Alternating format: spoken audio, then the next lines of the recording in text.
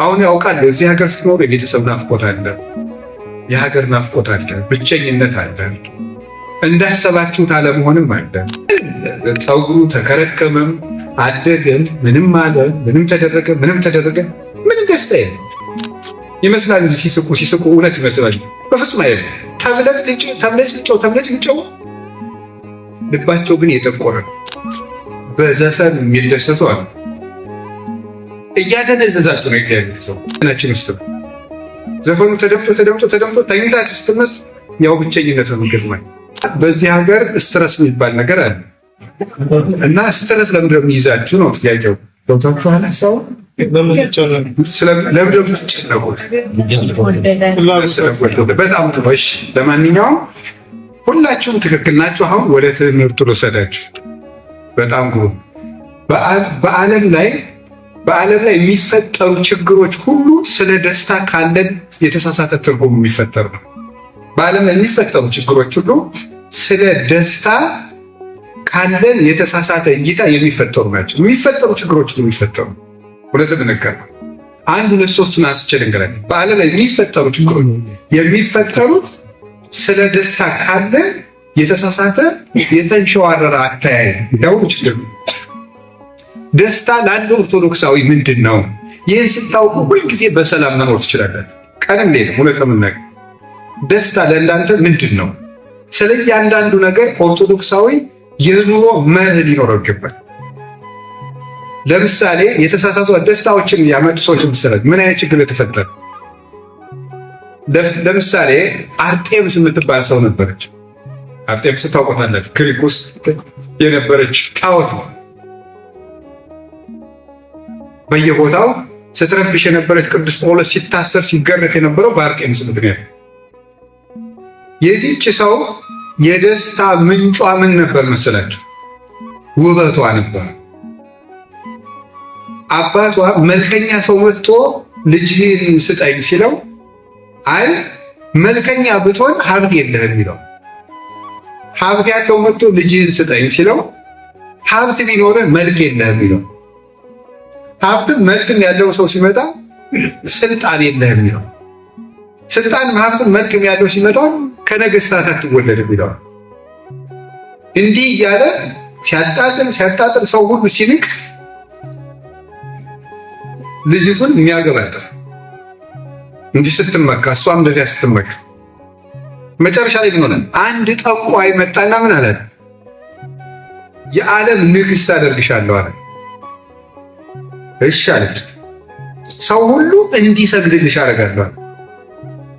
እሺ አደረገና ወረቀቱን ጻፈና ለአጋንንት ሰጣቸው። ለአርጤምስ ያልሰገደ ይሞታል የሚል ወረቀት። ያን ወረቀት አጋንንት ጻፉና በአየር ላይ በምታት ለአርጤምስ ያልሰገደ ይሞታል የሚል ጽሑፍ በሰማይ ላይ ያሳዩ። ህዝቡ እንደተሰበሰበ ሰው ሁሉ ለአርጤምስ ሰገደ። እሷ ደግሞ ማንን ወለደች? ዜውስን ወለደች። የአምላክ ልጅማ አምላክ ነው ተብሎ ለእሱም ተሰገደ። ከዚያ በኋላ የክርስትና መከራ ሁሉ የመጣው በምን ይመስላችኋል? በዚህ ሰው ምክንያት ነው። በውበቷ መደሰት የምትፈልግ ሰው በመሆኗ እሷን የሚያመልኩ ሰዎች ናቸው ሐዋርያትን ሲያሰቃዩ ሲገሉ። እነ ቅዱስ ዮሐንስ ወንጌላዊ በእሳት ውስጥ በፈላ በርሜል ውስጥ እንዲወረወሩ ያደረጋቸው፣ በደሴት እንዲታሰሩ ያደረጋቸው ይህ ምክንያት ነበር። ውበታቸውን የሚያመልኩ ሰዎች የመከራ ምንጮች ናቸው። እውነት ለመናገር ከቃሉ ጋር ናቸው። እግዚአብሔር ከሁላችን ጋር። ስለዚህ የመጀመሪያው በውበት ከመደሰት መላቀቅ ነው። የሚከፋል በውበት መደሰት ስለምንፈልግ። በውበት መደሰት ከፈለጋችሁ ሁልጊዜ ይከፋችኋል። ለምን ይመስላችኋል? እንደዛ የሚደረግ ያልፋል። ረጅም በመሆናችሁ ከተደነቃችሁ ትጎብጣላችሁ፣ ታረጁ። በዚያ መደሰት ከፈለጋችሁ ማለት በፀጉራችሁ የምትደሰቱ ከሆነ ወይ ፎረፎር ወይ ነገር ይመጣና ያረግፈዋል፣ ይረግፋል። አይናችሁን የምትደሰቱበት ከሆነ ወይ ያረጃል ወይ ደግሞ የሆነ ነገር ኦፕራሲዮን መደረግ አለበት ይባላል። ሁሉም ነገር ይረግፋል። በውበታችሁ መደሰት መቆም፣ የውበት ውድድርን ማቆም። የውበት ውድድርን እኔ ከገሌ ጋር ገሌ እንዲህ አድርጎ ገሌ ትናንትና አንድ ሰውዬ እዚህ ያገኘን አባታችን ጋር እዚህ ፈረንጅ የሞሮኮ ሰው ነኝ መሰለኝ የሞሪሸስ ሰው ነኝ እና እንደው ለኢትዮጵያ ሄጄ ነበር አንድ 10 ጊዜ አለ። ምን ትመክረናለህ ለኢትዮጵያውያን አልኩ። ዝም ብሎ ሲያዩ ኢትዮጵያውያን ናቸው አይደል ያለ ስናልፍ ምን ትመክራለህ?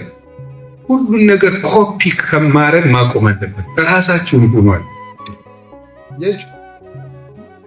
ከአሜሪካ ያየነው ሁሉ ማድረግ፣ ከዚያ ያየነው ሁሉ ማድረግ፣ ሁሉን ነገር ኮፒ በማድረግ ማንነታችን አጥተናል። ስለዚህ ለኢትዮጵያውያን የምመክረው ከ2000 ዓመት በላይ የሆነ ማንነት አላችሁ፣ ማንነታችሁን ጠብቃችሁ ነው ብሎ ነበር የነገረን ማለት ነው። ምሽት ላይ ያገኘነው ደውደ ባውስ ተሽከርከረ።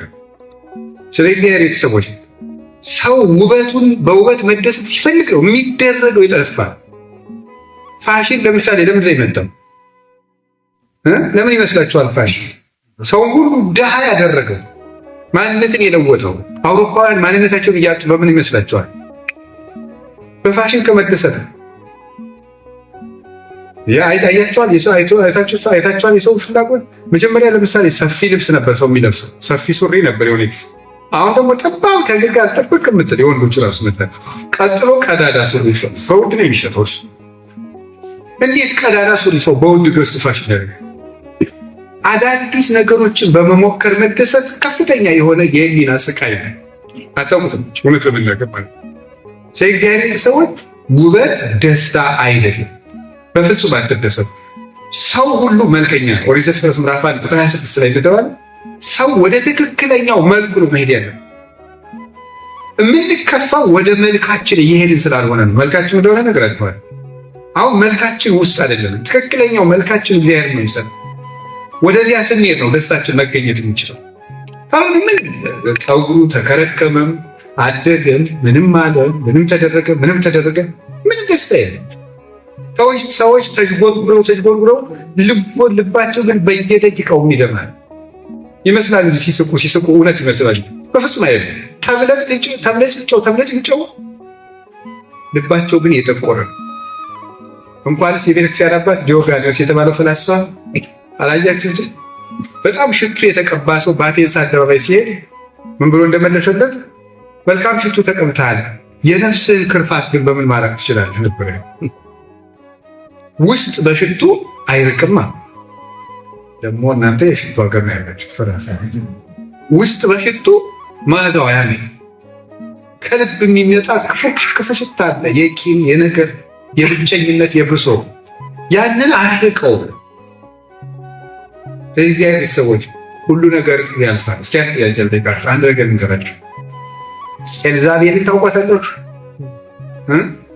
ታውቋታላችሁ አይደል? መጽሐፍ ቅዱስ ላይ ያለችው ኤልያስን ያሰደደችው ናቡቴን ያስገደለችው ኤልዛቤል በየጊዜው የምትለዋውጠው ምን ነበራት? የወርቅ ዘውድ ነበራት፣ የወርቅ ወንበር ነበራት፣ የወርቅ መጋረጃ ነበራት፣ የወርቅ ካባ ነበራት፣ የወርቅ ዙፋን ነበራት። መጨረሻ ላይ ስምን ሆነች? ሙታ ውሻ ነው የነሳት። የገደሏትን በመስኮት አውጥተው አንጠልጥለው ጥለው ነው የገደሉ። ያ ልቅሶ አላደናትም። ያ ውበቷ ተጎትታ ከመሞት አላደናትም። ሰላም አልሰጣትም። የአንድ ድሃ መሬት ሁከት ይሰጣት ነው። ኤልያስሳ ምን ነበረችው? አንዲት መጠምጠሚያ ብቻ ነበረችው። ያችን መጠምጠሚያ ይዞ ምን አደረገ? አረገ። እግዚአብሔር ነጠቀው። ሲነጥቀውሳ የድሃው የኤልያስ መጠምጠሚያ ወሩሮት ለተማሪው ለኤልሳ ወሩሮለት ሄደ።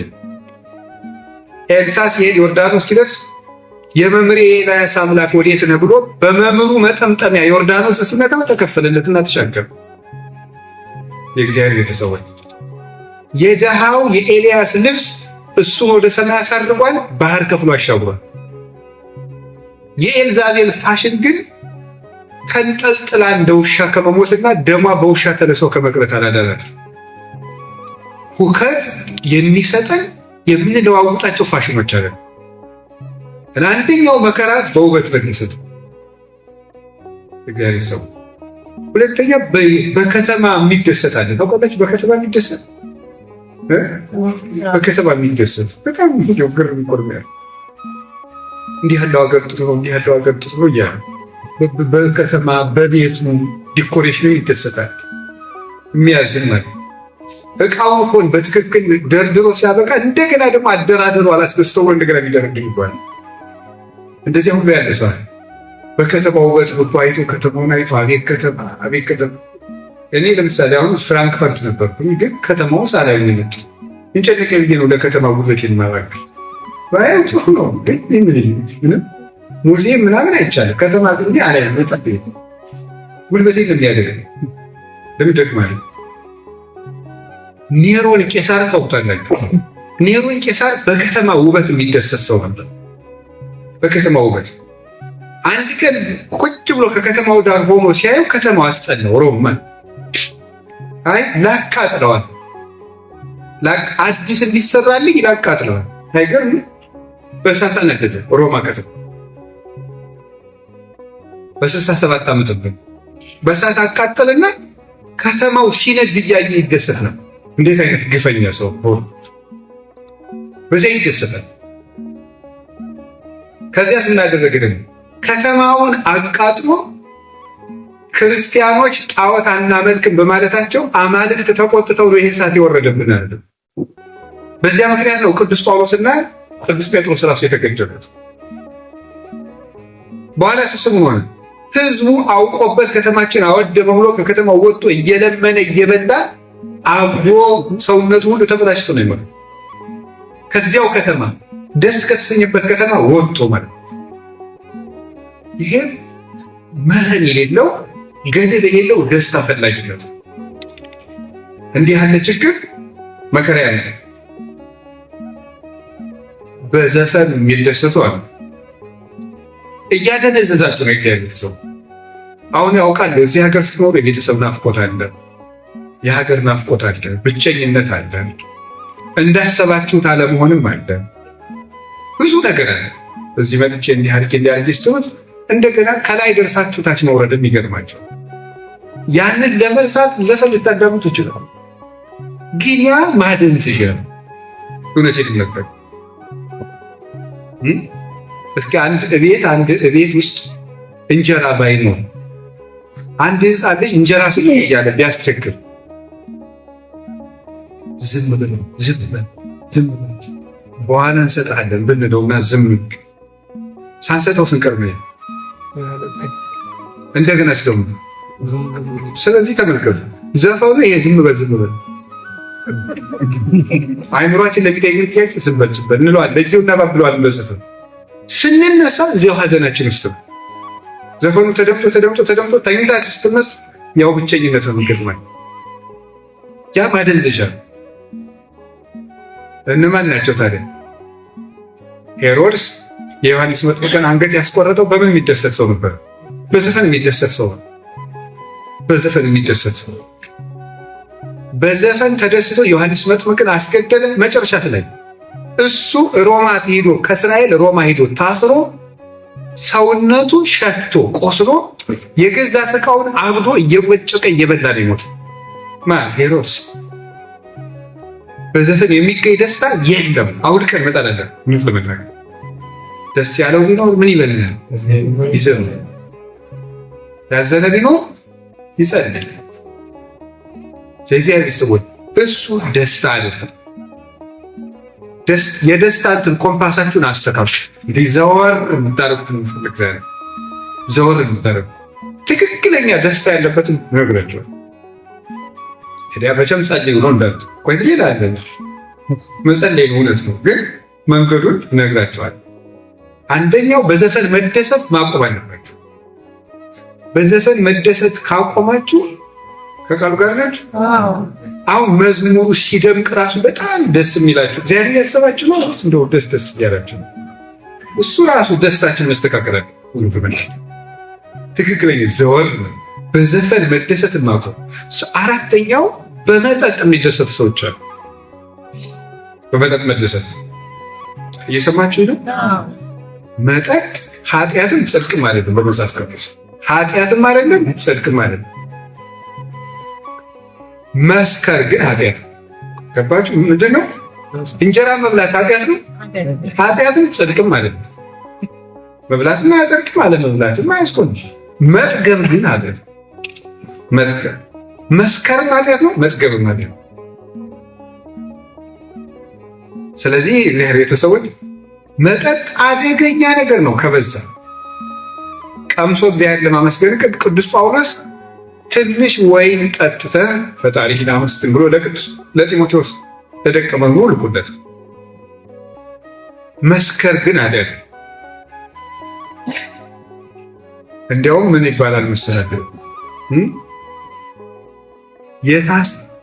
አንድ ሰው እባብ ከነደፈው ይልቅ የሰከረ ሰው ይብሳል ይባላል። እባብ የነደፈው ሰው ለምሳሌ ቁርጭምጭምቱን ቢነድፈው፣ ጫማው ላይ እባብ ቢነድፈው መርዙ እንዳይሰራጭ ምኑ ላይ እናስረዋለን? ጉልበቱ ላይ እናስረዋለን። የሰከረን ሰው ምኑ ላይ ነው የምናስረው? ምንም ጠቅላላ እኮ ተመርዟል። መስከር በጣም ማለት በመጠጥ ራሳችሁን አታደንስ። እውነቴን ወይን በመጠጣት አትስከሩ፣ መንፈስ ቅዱስ ይሙላባችሁ እንጂ ብሏል ክርስቶስ። መጠጥ አደገኛ እንቅልፍ የሚያዛባ ያልተገባ ደስታ የሚሆን ሌላ ኃጢአትን የሚመራ ስቃይ የሆነ እውነት ለምናገር ድል የሚነሳ ምስጢር የሚያባክል ሰውነትን የሚያዋርድ ከክብር የሚያሳንስ ዝቅ ያለ ለበሽታ የሚያጋልጥ የነፍስ ሸክም ነው መጠጥ።